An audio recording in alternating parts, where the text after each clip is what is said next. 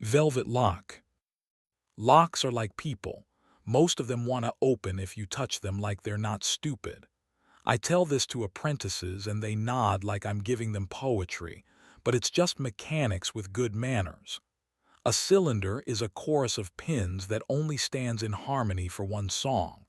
You sing the right tune, you go through. Sing badly, and the door pretends it has principles. I'm Marco. I keep a small shop with a crooked window on a street where the florist opens first and the bar closes last. My bench is scarred by brass shavings and coffee rings. The pegboard behind it holds my lives in order. Picks, tension wrenches, plug followers, tubular key tools, bump hammers wrapped in suede so they don't look like violence. Above the register hangs a tin sign that once sold cigars and now sells the idea that I am always open to the right knock. She walked in a little after noon on a weekday that had convinced itself it was important. The bell above the door, a cheap tin thing with good manners, cleared its throat. She took off her sunglasses like a person used to being believed. "Are you Marco?" she asked. It wasn't a question. "I've been accused," I said, straightening up. She smiled, small, specific. "My name is Lena Marceau. In this city, Marceau lives on museum plaques and startup accelerators and the kind of buildings that apologize for being rich by hearing the right architect. Her husband, Adrian, buys solutions and sells futures. I had seen them in photos. His hand riding the small of her back for the camera, her face turned half away, as if the air had asked her a better question. "What needs opening?" I asked. "An interior door," she said. "Old building. It sticks when it's tired. I need it unstuck without scaring it. And I don't want anyone else in my apartment to notice you were there." "Discretion is cheaper if you pay cash," I said, and she laughed the way someone with very good knives laughs at a kitchen joke. She gave me an address with a lobby that had learned to look bored at famous faces. The elevator made a point of not hurrying. When the doors opened, it did so with a sigh that had opinions. Lena held the door like a doorman, and I walked past her into rooms that made the city behave. "We're renovating," she said, though the apartment did not agree. Velvet at the windows, the kind of rug you feel under your nails, a grand piano the color of new oil waiting to be touched by someone who deserved it. On the credenza, a bowl empty except for a single key that had the awkward heft of money trying to look simple. She led me down a hallway that's sure of its own acoustics. The door at the end had a European mortise, hand-aged brass plate, and a lock that had seen better lubricants. "It's a studio," she said. "Mine. The latch throws when it's in the mood to remind me who built the place." "I'll be kind," I said, kneeling. The brass smelled like old coins and impatience. I set a hook pick in and met the pins one by one. "Locks aren't gatekeepers," I said, more to the cylinder than to her. "They're librarians. They like order. If you misfile something, they won't help you find it again." She watched me with her arms folded, one fingertip on her lip, as if tasting the conversation. I felt her eyes on the back of my neck and pretended I hadn't. The last pin sat down with a little sigh. I turned the wrench the way you touch a sleeping animal, and the latch retracted quietly, as if we had both agreed not to embarrass it. The studio was a clean room for secrets. A drafting table with charcoal arranged like surgical instruments, a mannequin draped with a silk dress that had ideas, a safe in the wall behind a cheap painting of apples, so obvious it could have been a joke. I glanced at the safe the way doctors glance at an X-ray while pretending to check your pulse. "Doors open," I said. "Thank you," she said. She stepped past me into the room, and her perfume did the thing expensive perfume does when it's chosen by a person who deserves it. It acted like a thesis. Something with iris in the heart. something that told you yes without asking for permission. She put her palm flat against the safe behind the apples. She didn't say anything about it. Neither did I. "Anything else?" I asked, standing. She looked at me and then past me at the hallway, as if she could see the apartment from above. "Can you make a key from a lock you haven't seen?" she asked. "You can make a key from an impression," I said, "or from the story a lock tells the right wax, but it will never be a first draft." "I like revisions," she said, and there was a shadow behind her voice. She did not move. "Come back tonight. After 9, be a revision." There are cities where that line would have been a challenge. Here, it was an appointment. I left by the service elevator while a caterer argued with a tray. Back at the shop, I tried not to study the way her mouth had constructed my name. I cut blank keys for the building's likely cylinders, bagged a roll of impressioning wax, lined up graphite, marked the safe manufacturer in my head. I wrote a note to myself and didn't sign it. Don't invent doors where walls will do. It's a rule that keeps my hands honest and my nights uncomplicated. I broke the rule. After 9, the doorman had gone to whatever station chairs go to when they've earned a rest. I was a man with a tool bag and a suit that apologized for being clean and shoes that kept their secrets. Lena opened the door in a blouse that had an opinion about light and trousers that could file a complaint. Barefoot, her toenails painted practical. "I like your hands," she said, as if she'd been thinking about it all afternoon. "They look like they mean it." "Mostly," I said. "Show me the lock that wants a key." She led me back to the studio. This time she closed the door behind us, and the hallway turned into absence. She slid the apples aside and touched the safe like a cat touches a closed bedroom door. "It's mine," she said. "Not because it was a gift, because I decided it." "Then it gets to open for you," I said. I pressed wax to the keyway and turned until the pins told me where they ached. The impression came back with 5 little bruises where secrets live. I cut, filed, tried, filed again, and listened to the story get shorter. My shoulder brushed her hip once when I leaned to blow brass dust off the bench. She didn't move. Neither did I. The key turned like a soft laugh. The door gave up its hold. Inside, a leather folder the color of dark sugar, a velvet box heavy enough to start a rumor, a single photograph in black and white, a slim fountain pen, a passport, an envelope. Nothing looks more like intention than an envelope heavy with paper someone is scared to touch. She took out the photograph and held it by the corner. 2 people at a cafe, the man's hand on the woman's knee under the table as if the table were a conspiracy. Adrian, younger, but not so young. The woman, younger, too, young enough to explain his posture. Lena looked at the picture the way you look at a fire you've already decided not to put out. "Is this the part where you say you're sorry?" she asked me. "I'm a locksmith," I said. "I don't do absolutions." "Good," she said. She placed the photo face down on the drafting table and opened the envelope. She didn't offer it to me. I didn't ask. She read, breathed once in, and folded the letter again with the neatness of someone who keeps things in boxes they chose themselves.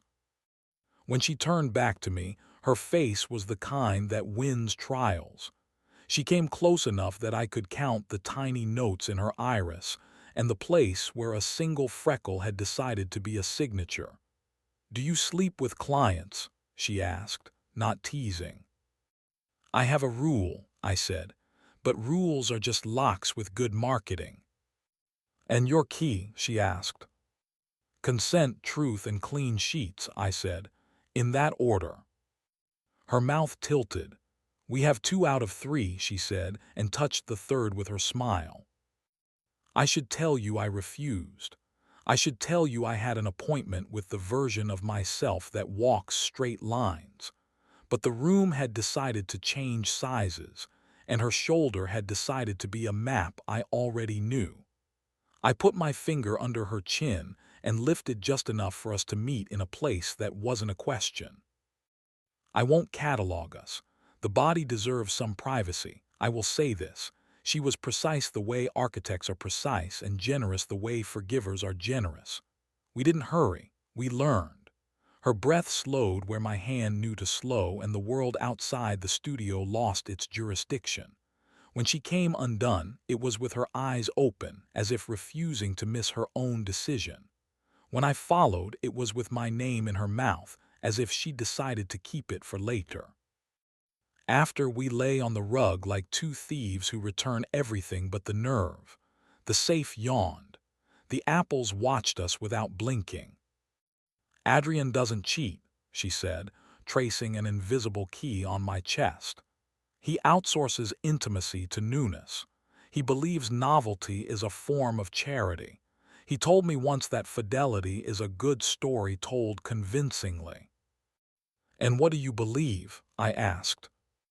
"That locks are only honest when you cut them yourself," she said. "That's what the prenup addendum says." She tapped the letter. "If he breaks the narrative publicly in his way or mine, the money goes where I tell it to, and the museum gets its wing." "You called me to open your decision," I said. "I called you because you listen to metal when it whispers," she said, and then she laughed, short and soft. "And because I wanted to see if your mouth matches your hands." We were still laughing when the apartment changed temperature. You can feel a front come through without opening a window. A door closed somewhere with the certainty of a man who thinks his keys are the weather. "Adrian," she said, not afraid. She stood, calm and barefoot, and handed me my shirt like it was choreography. "Closet," she said, and the kindness in her voice almost made me say no. I didn't get into the closet. I went to the door and listened. His footsteps came down the hall with the cadence of a person who has never been told to be quiet. He stopped outside the studio, tried the handle, and found it unambitious. "Lena," he called. "The contractor sent the wrong marble." "In here," she said, the kind of composed you have to rehearse. She opened the door just enough to step out and closed it behind her with a click. I heard his voice, smooth, reasonable, the expensive kind of tired, and hers, bright and narrow, a blade in a polite sheath. The conversation moved into the kitchen. I dressed quickly, locked the safe. I'm not an animal, and palmed the duplicate key I had made, a habit I could pretend was professional. On the way out, I paused by the credenza. The bowl held that single key still, gleaming like a dare. The next morning, she sent a message that knew the right number of words. "Tonight. 11. Bring rekeying kits and something that knows how to be quiet." I packed cylinders like contraband and drove to an address across town, Marceau headquarters, a slab of quiet glass that thought it was above ordinary light. She met me at the service entrance in a coat that made night look provincial. "What am I doing?" I asked. "Changing his story," she said, "and mine." We moved through hallways that smelled like printers and ambition. Her pass opened doors that made tactical beeps. In his corner office, dusk lay down along the desk like a cat. I changed the core on the inner door that led to the private lounge, an expensive euphemism, and set the old cylinder in my bag. She stood at the window and watched the city decide which buildings to keep. "He has two everythings," she said softly. "Two phones, two promises, two futures. It's always a blessing until it's a hazard." "What happens when he tries the old key?" I asked. "He discovers that novelty can lock him out," she said. "He walks the assistant down here. The assistant calls the building. The building calls you. You let them in publicly. The cameras notice." "And you?" I asked. "I am at home reading the prenup addendum to the piano," she said, and something like mischief passed through her face. The cameras noticed that too. The plan didn't need me to be noble. It needed me to be accurate. I am very good at accurate. The call came the next afternoon. A frantic assistant, a stuck door, an impatient executive. I drove over in my working clothes and my working face and shook Adrian's hand like we had never met in a photograph. He was handsome in the way tax brackets are handsome. He stood too close, then remembered that I wasn't in his category and stepped back. "Just do it quickly," he said. I did. The lounge door opened like a confession. The woman on the couch stood, young enough to explain his posture, old enough to know better, his cologne on her hair like an argument. The building manager apologized to the heir. The assistant pretended to have left her eyes at home. Someone from PR tried to get between my toolkit and the truth. It's funny how quietly rooms explode. No shouting, just the sound of narrative-changing clothes. I packed up my tools and left by the service stairs, brass dust on my fingers and a grin I didn't let the security camera keep. Lena texted that evening, "Come by, bring nothing but yourself."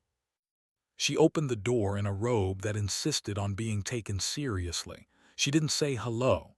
She put her hand on my chest and pushed me gently back against the wall as if testing its load-bearing capacity. We kissed in the hallway like people who had earned it. The robe argued its case. I let it win. We found the studio because the apartment wanted to point us there. On the way, we passed the credenza. The bowl was empty. "What did you want from me?" I asked later, lying on the rug that had learned our names. "A locksmith," she said, "and a witness, and a man who knows the difference." "What did you want from him?" I asked. "A door that wasn't a mirror," she said. "He kept giving me windows." She gestured to the safe, newly closed, the apples back on their nail. "I moved the money where it buys excuses I can live with," she said. "A women's shelter gets a floor. A composer I love gets time. I get a lease in a building with terrible light and neighbors who water my plant when I forget I own one." "And me?" I asked, not because I needed an answer, but because some questions are locks you owe the courtesy of opening. She reached into the pocket of the robe and pulled out a small velvet pouch. Inside, a padlock, matte black, the shackle wrapped in silk thread. "I had this made," she said, rolling it in her palm. "It's useless. It opens with anything that knows how to be gentle. It's a reminder." "Of what?" I asked. "That some locks are for keeping," she said, and pressed it into my hand. "And some are for playing." She moved out 2 weeks later. The gossip columns got the letterhead and the elevator camera and the statement about evolving narratives. They did not get the photo of the two under-table hands or the sound her breath made when she learned my name like a new language. The museum got a wing. The shelter got beds. I got a small black padlock that doesn't keep anything I don't want to lose. People still ask me for keys that will make their lives behave. I cut the metal, file the edges, brush on graphite to make them feel like kindness. I tell them locks are suggestions. I tell them doors are decisions. I rarely tell them that sometimes, in rooms that have learned to be honest, the right hand on the right latch is a kind of consent. On nights when the shop feels smaller than I intended, I take the velvet lock out of my drawer and turn it in my fingers like a coin. It opens every time. It has never once lied to me, even when I wanted it to. I hang it on the pegboard above my bench where only I can see it, and I listen to the street settle. Somewhere, a couple negotiates with their breath. A piano decides whether to forgive. A safe keeps something safe because someone asked it to, not because someone deserves it. And in a high apartment where light still behaves, a woman in a robe she chose herself opens her window and lets the air in without checking whether anyone else approves. That's not a lock. That's what you open once without ever needing a key again.